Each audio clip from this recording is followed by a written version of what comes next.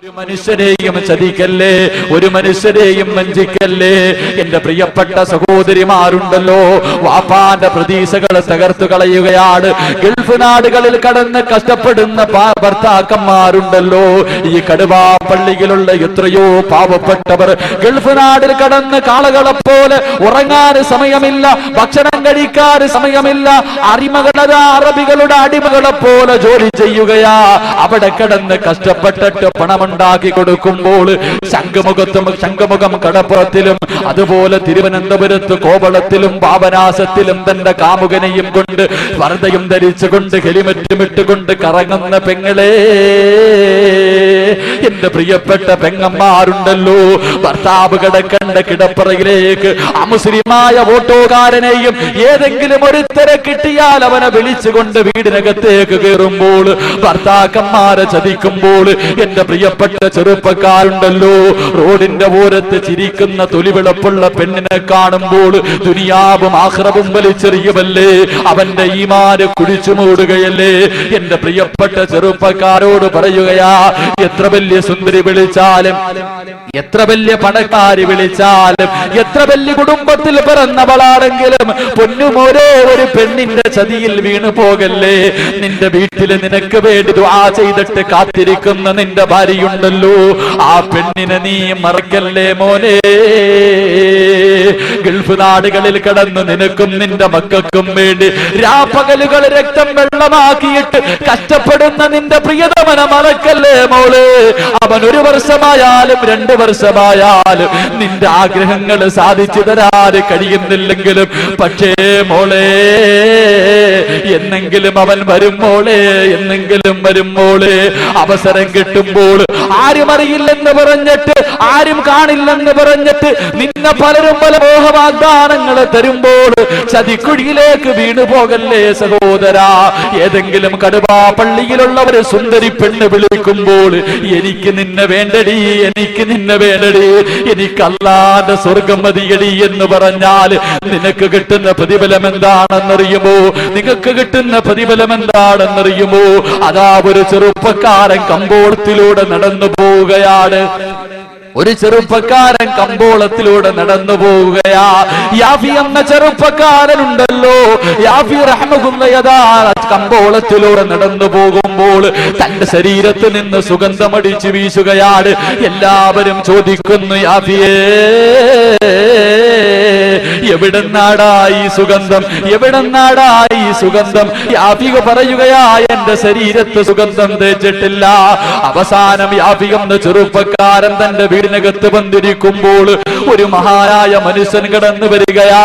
യാഫി റഹ്മത്തുള്ളാഹിയോട് ചോദിക്കുന്നു, മോനെ എവിടെന്നാടായി സുഗന്ധം, എവിടെ നിന്നാടായി സുഗന്ധം? സഹിക്കാൻ കഴിയുന്നില്ല മോനെ.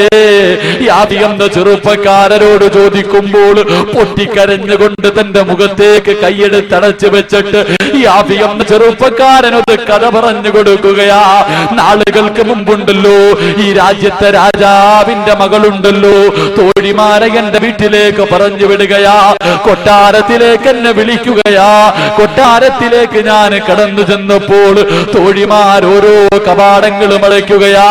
അവസാനമതാ രാജാവിന്റെ കൊട്ടാരത്തിന്റെ പുന്നമകളുടെ മണിയറയ്ക്കകത്തേക്ക് കടന്നു ചെല്ലുമ്പോൾ രാജാവിന്റെ സുന്ദരിയായ മകളുണ്ടല്ലോ, ആ നാട്ടിലെ ഏറ്റവും വലിയ സൗന്ദര്യമുള്ള പെണ്ണുണ്ടല്ലോ, ഏത് ചെറുപ്പക്കാരനും ആഗ്രഹിക്കുന്ന പെണ്ണുണ്ടല്ലോ, തന്റെ ശരീരത്തിന്റെ മാംസള ഭാഗങ്ങൾ വെളിയിൽ കാണുന്ന വസ്ത്രം ധരിച്ചുകൊണ്ട് തന്റെ മുന്നിലേക്ക് കടന്നു വരികയാ. എന്നിട്ട് തന്റെ ശരീരത്തേക്ക് കെട്ടിപ്പിടിക്കുകയാ. യാഫി എന്ന ചെറുപ്പക്കാരന് ചുംബനം കൊടുത്തിട്ട് പറയുന്നു, യാഫിയേ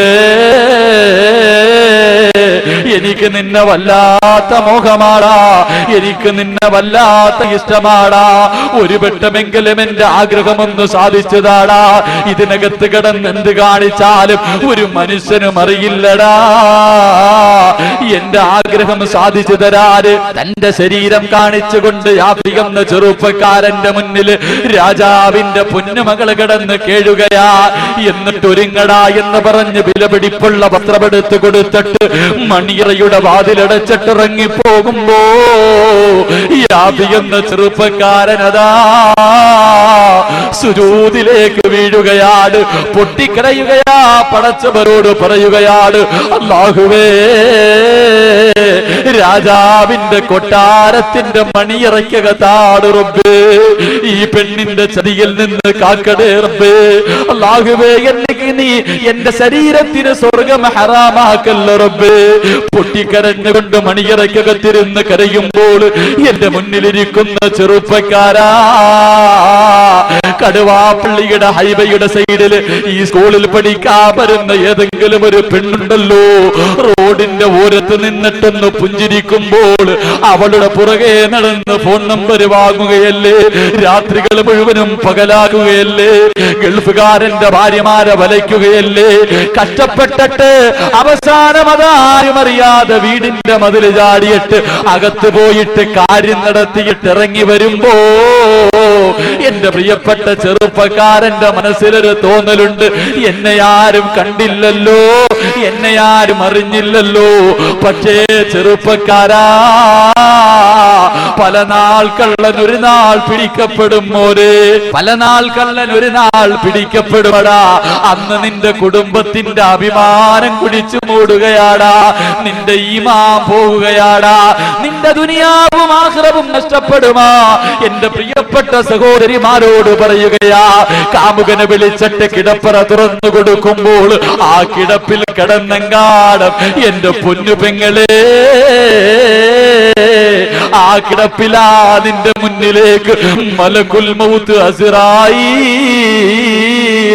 കടന്നു വരുന്നതെങ്കിൽ എന്റെ പൊന്നു പെങ്ങളെ, നിന്റെ അവസ്ഥയെക്കുറിച്ച് ആലോചിച്ചിട്ടുണ്ടോ? നിന്റെ മക്കളുടെ ജീവിതത്തെ കുറിച്ച് ആലോചിച്ചിട്ടുണ്ടോ? കേവലം ഒരു അല്പനേരത്തെ സുഖത്തിന് വേണ്ടി നിന്റെ ജീവിതം വലിച്ചെറിയല്ലേ പെണ്ണ്. അതാ എന്റെ സഹോദരിമാരോട് പറയുകയാ, ആ കിടപ്പിലാ നീ കിടന്ന് മരിച്ചു പോകുന്നതെങ്കിൽ ആദ്യമായിട്ട് നിന്നെ ശപിക്കുന്നത് ആരാണെന്നറിയുമോ? നിന്റെ ശരീരത്ത് വലതുഭാഗത്തും ഇടതുഭാഗത്തും ഇരിക്കുന്ന രണ്ട് മലക്കുകളുണ്ടല്ലോ, അവരങ്ങോട്ടിറങ്ങുകയാ, ആകാശത്തിന്റെ പെരുമാറിലേക്ക് കൈ ഉയർത്തിയിട്ട് അല്ലാഹുവോട് പറയുന്നു, അൽഹംദുലില്ലാഹ്, അല്ലാഹുവേ നിന്നെ സ്തുതിക്കുകയാ പടച്ചവരെ. ഇവളൊന്ന് ചത്തുപോയല്ലോ, ഇവനൊന്ന് മരിച്ചുപോയല്ലോ. എത്രയോ വ്യഭിചാരശാലകളില്, എത്രയോ സിനിമാ തിയേറ്ററിന്റെ ഉള്ളറകളില്, എത്രയോ ബീച്ചുകളില് അന്യ പെണ്ണിന്റെ കൂടെ സാക്ഷിയാക്കിയവരാ പടച്ചവരെ. ഇവരോട് കരുണ കാണിക്കല്ല റബ്ബേ, ഇവന് സ്വർഗം കൊടുക്കല്ലേ എന്ന് മലക്കുകൾ പോലും നിനക്കെതിരെ ദുആ ചെയ്യുമെങ്കിൽ നിന്നെ പോലെ ഒരു ചെറുപ്പക്കാരനുണ്ടല്ലോ, മണിയറയ്ക്കകത്ത് കിടന്നിട്ട് പൊട്ടിക്കരയുകയാ. യാഫി എന്ന ചെറുപ്പക്കാരൻ ചാടിയെഴുന്നേക്കുകയാ, സുജൂദിൽ നിന്ന് ചാടിയെഴുന്നേക്കുകയാണ്. എന്റെ ശരീരമാണല്ലോ ഈ പെണ്ണ് ആഗ്രഹിക്കുന്നത്, അവിടെ ഇരുന്ന് വിസർജനം നടത്തുകയാണ്, അവിടെ ഇരുന്ന് വിസർജനം നടത്തുകയാ. വിസർജനം വാരി തന്റെ ശരീരത്തേക്ക് തേച്ചിട്ട് നിൽക്കുമ്പോൾ രാജാവിന്റെ പൊന്നുമോളുണ്ടല്ലോ, മണിയറവാതിൽ തുറന്നകത്തേക്ക് കടന്നു വരുമ്പോൾ യാഫി എന്ന ചെറുപ്പക്കാരന്റെ കോലം കണ്ടിട്ട് ആ പെണ്ണ് ചോദിക്കുന്നു, എടാ യാഫിയേ, എന്തിനാടാ ഇങ്ങനെ ചെയ്തത്? എന്തിനാടാ ഇങ്ങനെ ചെയ്തത്? ഇതിനകത്ത് കിടന്ന് എന്ത് കാണിച്ചാലും ആരും അറിയില്ലല്ലോ. ഒരു പ്രാവശ്യമെങ്കിലും എന്റെ മോഹമൊന്ന് സാധിച്ചു തന്നുകൂടെ? യാഫി എന്ന ചെറുപ്പക്കാരനോട് ചോദിക്കുമ്പോൾ യാഫിക പറയുന്നു, പെണ്ണേ, ആര് കണ്ടില്ലെങ്കിലും ആരറിഞ്ഞില്ലെങ്കിലും അല്ല കാണുന്നുണ്ട് മോളെ. ഇന്നീ അഖാഫുല്ലാഹ്, പടച്ചവനെ എനിക്ക് പേടിയാടി. നാളെ പടച്ചവന്റെ മുന്നിൽ എനിക്ക് പോയി നിൽക്കണമടി. എനിക്ക് അല്ലാഹുവിന്റെ റസൂലിനോടൊപ്പം നാളെ സ്വർഗത്തിൽ പോകണമെന്ന് മോഹമുണ്ടെന്ന് പറയുമ്പോൾ എന്റെ പ്രിയമുള്ളവരെ, രാജാവിന്റെ പൊന്നമകള് മണിയറയ്ക്കകത്ത് നിന്ന് അട്ടിയോടിക്കുമ്പോൾ അതാ തന്റെ വീട്ടിലേക്ക് കടന്നു വരികയാ, കുളിച്ച് ശുദ്ധിയാവുകയാ, കിടന്നുറങ്ങുകയാണ്. തഹജ്ജുദിന്റെ സമയമാകുമ്പോൾ എഴുന്നേറ്റ് 2 റക്അത്ത് നിസ്കരിച്ചിട്ട് അല്ലാഹുവോട് തൗബ ചെയ്തിട്ട് തന്റെ ഓലപ്പരയ്ക്കകത്ത് കടന്നിറങ്ങുമ്പോൾ എന്റെ പ്രിയമുള്ളവരെ അല്ലാഹുവിന്റെ റസൂല് കടന്നു വരികയാ. ലോകത്തിന്റെ നായകൻ യാഫി എന്ന ചെറുപ്പക്കാരന്റെ കുടിലിൽ വന്നിട്ട് അസ്സലാമു അലൈക്കും എന്ന് പറഞ്ഞിട്ട് യാഫിയോട് പറയുകയാ, എഴുന്നേക്ക് യാഫിയേ, നാളെ സ്വർഗത്തിൽ എന്റെ കൂടെ കിടക്കണമെന്ന് പറഞ്ഞിട്ട് ഒരു സുന്ദരിയായ പെണ്ണുണ്ടല്ലോ, ആരും അറിയാതെ നിന്നെ വിളിച്ചപ്പോൾ വലിച്ചെറിഞ്ഞവനാണടാ നീ, എഴുന്നേക്കടാ എന്ന് പറഞ്ഞിട്ട് യാഫി എന്ന ചെറുപ്പക്കാരനെ കെട്ടിപ്പിടിച്ചൊരു ചുടുചുംബനം കൊടുത്തപ്പോൾ ചരിത്രം പറയുകയാ, തന്റെ ശരീരത്ത് നിന്ന് മരിക്കുവോളം സുഗന്ധമടിച്ചു വീശി എന്ന ചരിത്രം പഠിപ്പിക്കുമ്പോൾ എന്റെ പ്രിയപ്പെട്ട ചെറുപ്പക്കാരാ, ഒരു പെണ്ണിന്റെ തൊലിയുടെ വെളുപ്പിന്റെ മുന്നിൽ നിന്റെ ഈമാന് കുടിച്ചു മൂടല്ലേ. എന്റെ പ്രിയപ്പെട്ട പെങ്ങളെ, നിന്റെ ഭർത്താവിനെ വഞ്ചിക്കല്ലേ, നിന്റെ മാതാപിതാക്കളെ വഞ്ചിക്കല്ലേ, നിന്റെ സ്വർഗം നീ വലിച്ചെറിയല്ലേ. ഒരു ദിവസം കടുവാപ്പള്ളിയിൽ നിന്റെ വീട്ടിൽ കടന്നുറങ്ങുമ്പോ നിന്റെ വീട്ടിലേക്ക് കടന്നു വരും മോളെ, അല്ലാഹുവിന്റെ റസൂല് കടന്നു വരുമെന്ന് ചരിത്രം പഠിപ്പിക്കുമ്പോൾ എന്റെ പ്രിയമുള്ളവരെ, അല്ലാഹുവിന്റെ പ്രവാചകൻ റബിയ റളിയല്ലാഹു തആല അൻഹുവിന് കൊടുക്കുന്ന 3ാമത്തെ ഉപദേശം എന്താ? റബിയ, ആരെയും ചതിക്കല്ലേ റബിയ, വിശ്വാസ വഞ്ചന കാണിക്കല്ലേ റബിയ. അല്ലാഹുവിന്റെ പ്രവാചകൻ സല്ലല്ലാഹു അലൈഹി വസല്ലമ തങ്ങൾ റബിയ റളിയല്ലാഹു തആല അൻഹുവിന് കൊടുത്ത 3ാമത്തെ ഉപദേശം, ഒരു മനുഷ്യനെയും ചതിക്കാൻ പാടില്ല. അല്ലാഹു സുബ്ഹാനഹു വ തആല ആരെയും ചതിക്കാതിരിക്കാനുള്ള ഭാഗ്യം നൽകി അനുഗ്രഹിക്കുമാറാകട്ടെ. അല്ലാഹു ഭാഗ്യം നൽകി അനുഗ്രഹിക്കുമാറാകട്ടെ. അതുകൊണ്ട് എന്റെ പ്രിയമുള്ള സഹോദരങ്ങളെ, അല്ലാഹുവിന്റെ പ്രവാചകൻ സല്ലല്ലാഹു അലൈഹി വസല്ലമ തങ്ങൾ റബിയാന് കൊടുത്ത 4ാമത്തെ ഉപദേശം, ഒരു ഉപദേശം കൂടെ പറഞ്ഞിട്ട് ദുആ ചെയ്ത് വരിക. എന്റെ പ്രിയമുള്ള സഹോദരങ്ങളെ, റബിയ റളിയല്ലാഹു തആല അൻഹുവിന് അല്ലാഹുവിന്റെ പ്രവാചകൻ കൊടുത്ത 4ാമത്തെ ഉപദേശം, 4ാമത്തെ ഉപദേശം അല്ലാഹുവിന്റെ റസൂൽ സല്ലല്ലാഹു അലൈഹി വസല്ലമ തങ്ങൾ പറയുന്നു, വഉല്ലു അബ്സാറകും, വഉല്ലു അബ്സാറകും മേ റബിയ, നിന്റെ കണ്ണിനെ സൂക്ഷിക്കണമെന്ന് ശഫീഖുനാ റസൂലുള്ളാഹി സ്വല്ലല്ലാഹു അലൈഹി വസല്ലം. കണ്ണിനെ സൂക്ഷിക്കണം. ഇന്ന് പിന്നെ അതിനെ കൊണ്ട് പറ്റത്തില്ലല്ലോ. റോഡിൽ ഇറങ്ങിക്കഴിഞ്ഞാൽ താത്താമാർ ഇറങ്ങി വരുന്ന കണ്ടാ പിന്നെ നോക്കിപ്പോകും. ഇന്നത്തെ താത്താമാരുടെ വസ്ത്രധാരണ കണ്ടു കഴിഞ്ഞാൽ ഇത് പിന്നെ ആരും നോക്കിപ്പോ. പണ്ടൊക്കെ പെണ്ണുങ്ങള് സാധാമാരിയിരിക്കുന്നു, പണ്ടുള്ള പെണ്ണുങ്ങള് ചുരിദാർ ഇട്ടുകൊണ്ട് നടക്കണം. ഇപ്പൊ തോന്നുന്നത് പെണ്ണുങ്ങൾ ചുരിദാർ ഇട്ടുകൊണ്ട് നടക്കുന്നതാ നല്ലതെന്ന്. കാരണം എന്താ? ഇന്നിട്ടിരിക്കുന്ന ഫർദ ഇട്ടുകൊണ്ട് പെണ്ണിന് മാത്രമേ എല്ലാവരും നോക്കുള്ളൂ. കാരണം അങ്ങനെയുള്ള ഫർദയെ ധരിച്ചിരിക്കണം. എല്ലാവരെയും ഞാൻ വിമർശിക്കുന്നില്ല. ഒരു വിഭാഗം പെണ്ണുങ്ങൾ ഇന്ന് അവര് ചുരിദാർ ഇടുന്നതിനേക്കാളും നല്ല ഫർദ ഇട്ടുകൊണ്ട് നടക്കുമ്പോ ഇറങ്ങിയ ഫർദ. പിന്നെ ഇങ്ങനെ റോഡിലൂടെ നടന്നു പോകുമ്പോൾ ഒരു ബസ് ഇങ്ങനെ സ്പീഡിൽ പൊക്കഴിഞ്ഞാൽ ടിപ്പറിന്റെ ബാക്ക് സൈഡ് പൊങ്ങണ പോലെ 4 സൈഡും കീറിയിട്ടിരിക്കുക. മൊത്തം സൈഡ് മൊത്തം കീറിയിട്ടിരിക്കുക. പിന്നെ കൂടെ താത്താടെ മോള് പോകും. അവളുടെ കാര്യം പിന്നെ പറയണ്ട. അവള് പിന്നെ ഫർദയൊന്നും ഇടാൻ സമയമില്ല, വലയായിട്ടിരിക്കണം. മണലരിക്കണം വല, അതിങ്ങനെ ഇട്ടിരിക്കുക. 2015 ആകുമ്പോഴത്തേക്ക് മൊത്തവും വലയാവും. അപ്പൊ പിന്നെ ആ കാലത്ത് ജീവിക്കണമെങ്കിൽ നല്ല ഈമാനൊക്കെ വേണം. ഇപ്പോഴേ ദുആ ചെയ്യാൻ തുടങ്ങണം. അല്ലാഹു ഈമാൻ നൽകി അനുഗ്രഹിക്കുമാറാകട്ടെ. എന്റെ പ്രിയപ്പെട്ട സഹോദരിമാർ, വസ്ത്രധാരണങ്ങളൊക്കെ വളരെ മോശം. ഒന്ന് മാറുക. എന്റെ പ്രിയപ്പെട്ട സഹോദരിമാരോട് ചോദിക്കുക, നിങ്ങളൊക്കെ വസ്ത്രം വാങ്ങാൻ പോകുമ്പോൾ കടയിൽ പോയിട്ട് പ്രായപൂർത്തിയായ മകൾക്ക് വസ്ത്രം വാങ്ങിച്ചു കൊടുക്കുമ്പോൾ അവൾ അത് ധരിക്കുമ്പോൾ സ്വന്തം മകളുടെ ശരീരത്തേക്ക് ഒന്ന് നോക്കണം. എന്നിട്ട് നിങ്ങൾ ആലോചിക്കേണ്ട ഒരു ചോദ്യമുണ്ട്. എന്താണെന്നറിയോ? നിങ്ങളുടെ വാപ്പ ഇതുപോലുള്ള വസ്ത്രം വാങ്ങിച്ച് തന്നിട്ടുണ്ടോ ഇല്ലയോ എന്ന് ചിന്തിക്കണം. നിങ്ങൾ പർദ്ദയിട്ട താത്ത തന്റെ സ്വന്തം മകള് ശരീരം വെളിയിൽ കാണുന്ന വസ്ത്രം ധരിച്ച് നിൽക്കുമ്പോ അവളുടെ ശരീരത്തെ നോക്കിയിട്ട് സ്വന്തം ഒന്ന് ചിന്തിക്കണം, എന്റെ വാപ്പായും ഉമ്മായും എനിക്ക് ഇതുപോലുള്ള വസ്ത്രം വാങ്ങിച്ചു തന്നു. അങ്ങനെ വാങ്ങിച്ചു തന്നിട്ടുണ്ടെങ്കിൽ കൊടുത്തു, ഇല്ലെങ്കിൽ നീ അത് മാറ്റാൻ തയ്യാറാകണം. അല്ലാഹു ഈമാൻ കൊടുത്ത് അനുഗ്രഹിക്കുമാറാകട്ടെ. സഹോദരിമാരെ മാത്രം വിമർശിക്കല്ല, ചെറുപ്പക്കാരെ അതിനെക്കാളും കഷ്ടം. ചെറുപ്പക്കാരുടെ പുറകിൽ നിന്ന്, ചില ചെറുപ്പക്കാരുടെ പുറകിൽ നിന്ന് നിസ്കരിക്കാൻ പറ്റത്തില്ല. കാരണം എന്താ? ഇവൻ സുജൂദിൽ പോകുമ്പോഴും അത്തഹിയ്യാത്തിൽ ഇരിക്കുമ്പോ അകത്തിട്ടിരിക്കുന്നതിന്റെ പേര് വരെ പുറകെ ഇരിക്കുന്നവന് വായിക്കാം. 5ാം ക്ലാസ്സിൽ ഇട്ടിട്ടുള്ള ഒരു ഉടുപ്പ് എടുത്തിട്ടിട്ട് ഇവൻ വന്ന് അള്ളാഹ് അവന്റെ ഫ്രണ്ടിൽ നിന്ന് പിന്നെ നിസ്കരിക്കാൻ പറ്റത്തില്ല. ബൈക്കിന്റെ പുറകിലൊക്കെ ഇരുന്ന് പോകുമ്പോൾ നമുക്ക് കാണാം അവന്റെ കമ്പനി ഏതാണ്. അങ്ങനെയുള്ള വസ്ത്രങ്ങൾ എന്തിനാ മക്കളെ? ഇതൊക്കെ ധരിച്ചിട്ട് നിങ്ങൾക്ക് എന്ത് കിട്ടാനാ? നിന്റെ തലയിൽ എഴുതിയത് പോലെ നടക്കും. നിനക്ക് ഏതെങ്കിലും ഒരു പെണ്ണ്, ഇവൻ ഇതൊക്കെ ഇട്ടിട്ട് ചില ചെറുപ്പക്കാർ ഇങ്ങനെ കഴുത്തിലും കയ്യിലൊക്കെ ഇതിട്ട് നടക്കുമ്പോൾ പെണ്ണുങ്ങളെ വളയ്ക്കാൻ വേണ്ടിയാണ് നടക്കുന്നത്. ഇവൻ ഇങ്ങനെയൊക്കെ നടന്നാലും ഇവൻ അള്ളാഹ് ഒരെണ്ണം സൃഷ്ടിച്ചിട്ടുണ്ടല്ലോ, അതല്ലേ കിട്ടും, അതല്ലാതെ വേറെ എന്തെങ്കിലും കിട്ടും? എന്റെ പ്രിയപ്പെട്ട ചെറുപ്പക്കാർ കാര്യം മനസ്സിലാക്കും. അപ്പൊ അള്ളാന്റെ റസൂല് പറഞ്ഞു കണ്ണിനെ സൂക്ഷിക്കണം. യാദർശികമായിട്ട് എതിരെ ഒരു പെണ്ണ് നടന്നു വരുമ്പോ ആരായാലും നോക്കി പോകും. ഒരു വട്ടം നോക്കാം. ജസ്റ്റ് ഒരു പെണ്ണ് നടന്നു വരുന്നു, ഒന്ന് നോക്കി, അറിയാതെ കണ്ടു, ഉടനെ കണ്ണ് താഴ്ത്തണം. ഒരു പ്രാവശ്യം നോക്കാമല്ലോ എന്ന് പറഞ്ഞിട്ട് ഒരു 1.5 നോട്ടം നോക്കരുത്. അങ്ങനെ ഉണ്ടല്ലോ, ഒരു വട്ടം നോക്കൽ അനുവദനീയമാണ്. അപ്പോൾ ഒന്ന് നല്ല ഇങ്ങനെ പാസ് ചെയ്ത് പോണത് വരെ നോക്കാൻ പാടില്ല. എന്റെ പ്രിയമുള്ളവരെ, അള്ളാഹുവിന്റെ പ്രവാചകൻ പറയുന്നു കണ്ണിനെ സൂക്ഷിക്കണം. മഹാനായ അഷ്റഫുൽ ഖൽഖ് നബിയുനാ റസൂലുള്ളാഹി സ്വല്ലല്ലാഹു അലൈഹി വസല്ലമ തങ്ങൾ പറഞ്ഞു 3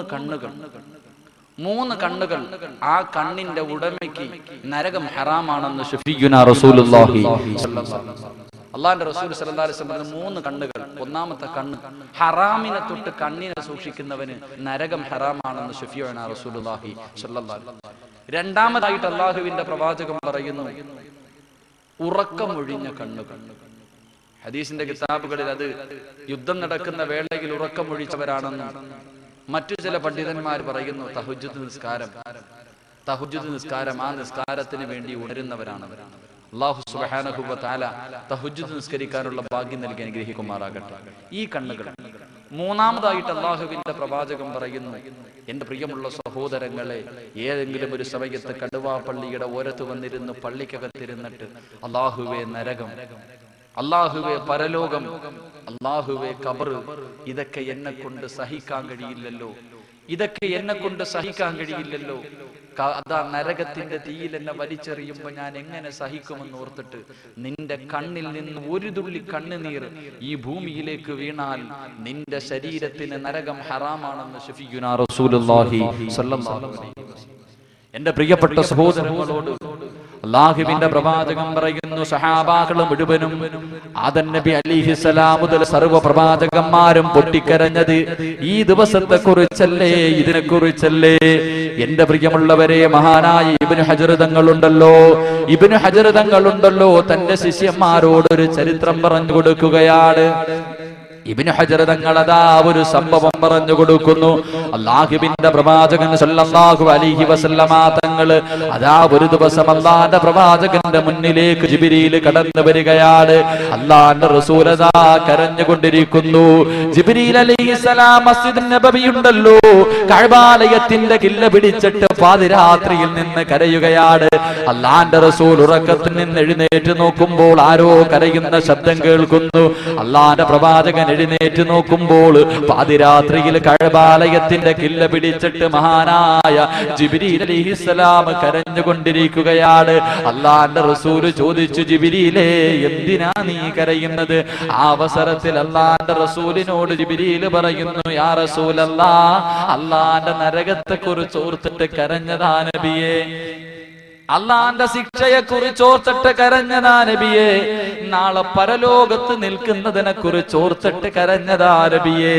അല്ലാഹുവിന്റെ പ്രവാചകനോട് ജിബ്രീൽ പറയുന്നു, യാ റസൂലല്ലാഹ്, അതാ ഞാൻ പടച്ചവന്റെ മുന്നിൽ നിൽക്കുമ്പോൾ നരകം കടന്ന് വിളിച്ചു പോവുകയാ,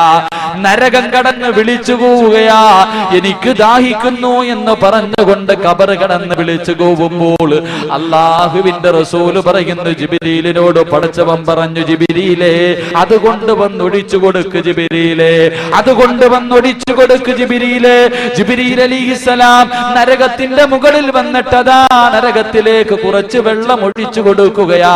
ആ വെള്ളം അങ്ങോട്ട് ഖബറിൽ അതാ നരകത്തിലേക്ക് വീണപ്പോൾ നരകം അതാ മിണ്ടാതെ നിൽക്കുകയാ. അല്ലാഹുവിന്റെ റസൂൽ ജിബ്രീലിനോട് ചോദിച്ചു, ജിബ്രീലേ, എന്തേ നീ നരകത്തിൽ കൊണ്ടൊഴിച്ചത്?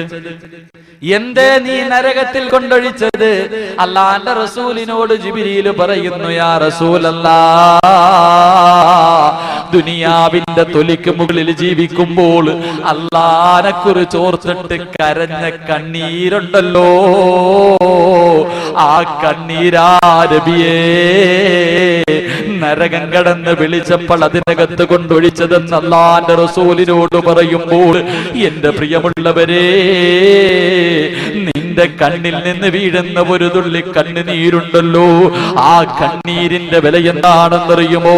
മഹാനായ ഇബ്നു ഹജർ തങ്ങൾ തന്റെ ജനതയോട് ഈ പ്രഭാഷണം നടത്തുകയാ. പ്രഭാഷണം കഴിയുകയാ. കുറച്ചു ദിവസം കഴിഞ്ഞപ്പോൾ ഇബ്നു ഹജർ തങ്ങളുടെ മുന്നിലേക്ക് തന്റെ സമുദായം നടന്നു വരികയാ. തന്റെ സമൂഹം നടന്നു വന്നിട്ട് പറയുകയാണ്, മഹാനായ തങ്ങളെ, നിങ്ങളുടെ അടിമയുണ്ടല്ലോ, നിങ്ങളുടെ അടിമയുണ്ടല്ലോ. ഈ നാട്ടിൽ ആരെങ്കിലും മരിച്ചാൽ എല്ലാവരും ഉറങ്ങിയതിനു ശേഷം പാതിരാത്രിയിൽ അതാ കബറിനടുക്കേക്ക് നടന്നു പോകുന്നു തങ്ങളെ. കബറ് കുടിച്ചിട്ട് ആ കബറ് മാന്തിയിട്ട് കബറിനകത്ത് കിടക്കുന്ന മയ്യത്തിന്റെ വസ്ത്രം മോഷ്ടിക്കുകയാണെന്ന് ഞങ്ങൾക്ക് സംശയമുണ്ട് തങ്ങളെ. ഇബ്നു ഹജർ തങ്ങൾ തന്റെ ജനതയോട് പറയുകയാ, എന്റെ അടിമ നിസ്കരിക്കുന്നവനാ, എന്റെ അടിമ അല്ലാഹുവിനെ പേടിക്കുന്നവനാ, ഒരിക്കലും അവനങ്ങനെ ചെയ്യില്ല, ഒരിക്കലും അങ്ങനെ കബറ് മാന്തിയിട്ട് മയ്യത്ത് തുണി മോഷ്ടിക്കുന്നവനല്ല. ഇബ്നു ഹജർ തങ്ങളോട് തന്റെ ജനത പറയുകയാ, പോകും തങ്ങളെ, പോകും തങ്ങളെ, കബറിലേക്ക് പോകുന്നത് ഞങ്ങൾ കണ്ടിട്ടുണ്ട് എന്ന് പറയുമ്പോൾ മഹാനായ ഇബ്നു ഹജർ തങ്ങൾ കാത്തു നിൽക്കുകയാ. ആ നാട്ടിൽ ഒരു മനുഷ്യൻ മരണപ്പെടുകയാ. ദിവസങ്ങൾ കഴിഞ്ഞുപോയി. ഒരു ദിവസം ഒരു മനുഷ്യൻ മരണപ്പെട്ടു. ആ മനുഷ്യന്റെ മയ്യത്ത് എല്ലാവരും കൊണ്ട് കബറടക്കി. പാതിരാത്രിയാകുമ്പോൾ തന്റെ വീടിനകത്ത് ഉറങ്ങുന്നത് പോലെ ഇബ്നു ഹജർ തങ്ങൾ കിടക്കുകയാ. തന്റെ അടിമ എന്തിനാ കബറിനടുക്കലേക്ക് നടന്നു പോകുന്നത്? മോഷ്ടിക്കാനാണോ എന്നറിയാൻ ഉറങ്ങുന്നവനെ പോലെ കിടക്കുന്നു. എല്ലാവരും ഉറങ്ങിക്കഴിഞ്ഞപ്പോൾ തന്റെ അടിമയതാ പള്ളിയിലേക്ക് നടക്കുകയാ, പള്ളിയിലേക്ക് നടക്കുകയാ. ഇബ്നു ഹജർ തങ്ങൾ ആരും കാണാതെ അടിമയുടെ പുറകെ നടക്കുമ്പോൾ ആ പാവപ്പെട്ട അടിമയുണ്ടല്ലോ, നടന്നു പോയിട്ട് പള്ളിയുടെ മൂലയിലേക്ക് കടന്നു പോവുകയാ. അവിടെ ഒരു ചങ്ങലയെടുക്കുകയാ, ഒരു ചങ്ങലയെടുക്കുകയാണ്. ചങ്ങലയെടുത്തിട്ടതാ കബറടക്കിയ സ്ഥലത്തേക്ക് നടന്നു പോവുകയാണ്. എന്റെ പ്രിയമുള്ളവരെ, കബറടക്കിയ സ്ഥലത്തേക്ക് നടന്നു പോവുകയാ. അന്ന് കബറടക്കിയ മയ്യത്തിന്റെ കബറിന്റെ ഭാഗത്ത് പോയിട്ട് മുട്ടുകാലിൽ കുത്തിയിരിക്കുകയാ. അതാ ചങ്ങലയെടുത്തിട്ട് തന്റെ കൈയങ്ങോട്ട് ബന്ധിക്കുകയാ. പച്ചമണ്ണിന്റെ മണമുള്ള കബറിന്റെ ഓരത്ത് അന്ന് വിചാരണ നടന്നുകൊണ്ടിരിക്കുന്ന മയ്യത്തിൽ ആ കബറിന്റെ ഓരത്ത് പോയിരുന്ന് ചങ്ങലയെടുത്ത് തന്റെ കയ്യിൽ ബന്ധിക്കുകയാ. എന്നിട്ട് ആകാശത്തേക്ക് കൈ ഉയർത്തിയിട്ട് സർവാധിപതിയായ റബ്ബിനോട് പറയുന്നു, അല്ലാ, ഞാൻ നിന്റെ അടിമയാണല്ലാ, അതുപോലെ ഇബ്നു ഹജറിന്റെയും അടിമയാണല്ലാ. പടച്ചവരേ, നിനക്ക് നന്ദി കാണിക്കാൻ എനിക്ക് കഴിഞ്ഞിട്ടില്ല റബ്ബേ. എന്റെ നിസ്കാരങ്ങൾ ശരിയല്ല റബ്ബേ, എന്റെ ദിക്റുകൾ ശരിയല്ല റബ്ബേ, എന്റെ ഖുർആനോദൽ ശരിയല്ല റബ്ബേ, എല്ലാ ന്യൂനതകൾ കൊണ്ട് നിറച്ചതാണ് റബ്ബേ. അല്ലാഹുവേ, നിന്റെ നരകത്തിന്റെ തീ എനിക്ക് സഹിക്കാൻ കഴിയില്ല റബ്ബേ. നാളെ നിന്റെ മുന്നിലേക്ക് വരുമ്പോ എന്നെ വിളിച്ചു നിർത്തിയിട്ട് എന്തേ ഇത് ചെയ്തില്ല എന്ന് നീ എന്നോട് ചോദിക്കല്ല റബ്ബേ, എനിക്ക് സഹിക്കാൻ കഴിയില്ലെന്ന് പറഞ്ഞിട്ട് ആ കബറിന്റെ ഓരത്തിരുന്നിട്ട് പൊട്ടിക്കരയുകയാണ്. ഇബ്നു ഹജർ തങ്ങൾ പറയുന്നു, പടച്ച റബ്ബേ, നിന്നെ കുറിച്ച് ഓർത്ത് കരഞ്ഞു കഴിഞ്ഞാൽ, നിന്റെ അദാബിനെ കുറിച്ച് ഓർത്ത് കരഞ്ഞു കഴിഞ്ഞാൽ റബ്ബേ, നരകത്തിന് ഹറാമാണല്ല എന്റെ ശരീരം എന്ന് പറഞ്ഞുകൊണ്ട് തന്റെ കബറിന്റെ മുന്നിലിരുന്നിട്ട് കരയുമ്പോൾ ഇബ്നു ഹജർ തങ്ങൾ പതുങ്ങിയിരുന്നിട്ട് നോക്കുകയാണ്. എന്താ തന്റെ അടിമ ചെയ്യുന്നത്? എന്താണ് തന്റെ അടിമ ചെയ്യുന്നത്? അവിടുന്ന് നോക്കുമ്പോ അല്ലാഹുവിന്റെ ഖുർആനിന്റെ ഒരു ആയത്തോതുകയാണ്. പരിശുദ്ധ ഖുർആനിന്റെ ഒരു ആയത്തോതുകയാണ്. ഇന്നാ ലദൈനാ അൻകാലം വജഹീമാ. ഇബ്നു ഹജർ തങ്ങളുടെ അടിമയുണ്ടല്ലോ, കബറിനടുക്കലിരുന്നിട്ട് ഖുർആനിന്റെ ആയത്തോതുകയാ. ഇന്നാ ലദൈനാ അൻകാലം വജഹീമാ. പടച്ചവനെ, നാളെ നിന്റെ തീക്കുണ്ടാരത്തിലേക്ക് ചങ്ങല ചങ്ങലയിൽ കെട്ടിയിട്ട് മനുഷ്യനെ കൊണ്ടുവരുമല്ലോ, അതെന്നെ സഹിക്കാൻ കഴിയില്ലെന്ന് ഓർത്തുകൊണ്ട് ഇബ്നു ഹജർ തങ്ങളുടെ അടിമയിരുന്നിട്ട് കരഞ്ഞുകൊണ്ടിരിക്കുമ്പോൾ മഹാനായ ഇബ്നു ഹജർ തങ്ങളുണ്ടല്ലോ തന്റെ അടിമയുടെ മുന്നിലേക്ക് കടന്നു വരികയാ. കെട്ടിപ്പിടിച്ചിട്ട് പറയുന്നു, അടിമയോട് പറയുന്നു, ഇന്ന് മുതൽ ഞാൻ നിന്റെ അടിമയാ, നീ എന്റെ യജമാനനാ. എനിക്കിങ്ങനെ കരയാൻ കഴിഞ്ഞില്ലല്ലോ. അവസാനം എന്റെ പ്രിയമുള്ളവരെ ചരിത്രം പറയുകയാ, ഖബറിന്റെ അപ്പുറവും ഇപ്പുറവും ഇരുന്നിട്ട് രണ്ടുപേരും കരയുകയാ. അല്ലാഹുവിന്റെ പള്ളിയുടെ മിനാരത്തിൽ നിന്ന് അസ്സലാത്തു അലൈഹി, അല്ലാഹുവിന്റെ പള്ളിയുടെ മിനാരത്തിൽ നിന്ന് അസ്സലാത്തു ഖൈറും മിനൻ നൗം, ബാങ്കിന്റെ ധ്വനി അങ്ങോട്ട് കേൾക്കുമ്പോൾ മഹാനായ ഇബ്നു ഹജർ തങ്ങളുണ്ടല്ലോ എഴുന്നേറ്റിട്ട് തന്റെ മറുഭാഗത്ത് ഖബറിന്റെ ഓരത്തിരിക്കുന്ന തന്റെ അടിമയുടെ ശരീരത്ത് ചെന്നിട്ട് അങ്ങോട്ട് വിളിക്കുമ്പോ ഹൃദയം പൊട്ടിയങ്ങ് മരണപ്പെട്ടിരിക്കുകയാ. എന്റെ ഫ്രണ്ടിലിരിക്കുന്ന എന്റെ പ്രിയപ്പെട്ട സഹോദരങ്ങളോട്, എന്റെ പ്രിയപ്പെട്ട പെങ്ങളോട് എന്തെല്ലാം കണ്ട് കരഞ്ഞു ചെറുപ്പക്കാരാ. എത്രയോ സീരിയൽ കണ്ടിട്ട്, ആകാശദൂത് കണ്ടിട്ട് പൊട്ടിക്കരയുന്ന പെങ്ങള്, കുങ്കുമപ്പൂ കണ്ടിട്ട് പൊട്ടിക്കരയുന്ന പെങ്ങള്, ദുനിയാവിന് വേണ്ടി പൊട്ടിക്കരയുന്ന സഹോദരങ്ങള്. പക്ഷേ ഇന്ന് വരെ നിനക്ക് വേണ്ടി അല്ലാഹുവിന്റെ അദാബിനെ കുറിച്ചോർത്തിട്ട് നിന്റെ കണ്ണിൽ നിന്ന് ഒരു തുള്ളി കണ്ണുനീര് വീണിട്ടുണ്ടോ? അവസാനമായിട്ട് അല്ലാഹുവിന്റെ റസൂല് പറയുകയാ, അല്ലാഹുവിന്റെ പ്രവാചകൻ പറയുന്നു, യാ അയ്യുഹന്നാസ്, അല്ലയോ ജനങ്ങളെ, തുബുക്കൂ, നിങ്ങളൊന്ന് കരയണേ. അല്ലാഹുവിന്റെ പ്രവാചകൻ പറയുന്നു, നിങ്ങളൊന്ന് കരയണം. നിങ്ങൾ ദുആ ചെയ്യുന്ന സമയത്ത് പൊട്ടിക്കരയണം. നിനക്ക് കരച്ചിൽ വന്നില്ലെങ്കിൽ നീ ഒന്ന് കരയുന്നവനെ പോലെ അഭിനയിക്കണേ. അല്ലാഹുവിന്റെ റസൂല് പറയുന്നു, ദുആ ചെയ്യുമ്പോ നീ കരയണം. നിനക്ക് കരച്ചിൽ വന്നില്ലെങ്കിൽ കരയുന്നവനെ പോലെ ഒന്ന് അഭിനയിക്കണേ. അങ്ങനെ നിനക്ക് കരയാൻ കഴിഞ്ഞില്ലെങ്കിൽ ഫൈന അഹ്ലന്നാരി യബ്കൂ, നാളെ നരകവാസികൾ കടന്ന് കരയുകയാ. നരകത്തിൽ കടന്ന് കരയേണ്ടി വരും, നരകത്തിൽ കടന്ന് വിളിക്കേണ്ടി വരും. നരകവാസികൾ എങ്ങനാ കരയുന്നതെന്നറിയുമോ? കരഞ്ഞ് കരഞ്ഞ് അവന്റെ മുഖത്ത് പാടുണ്ടാവുകയാ. കരഞ്ഞ് കരഞ്ഞ് കണ്ണുനീര് തീർന്നാൽ, കരഞ്ഞ് കരഞ്ഞവന്റെ കണ്ണുനീര് തീർന്നാൽ പിന്നെ അവന്റെ കണ്ണിലൂടെ രക്തമൊലിക്കുകയാ.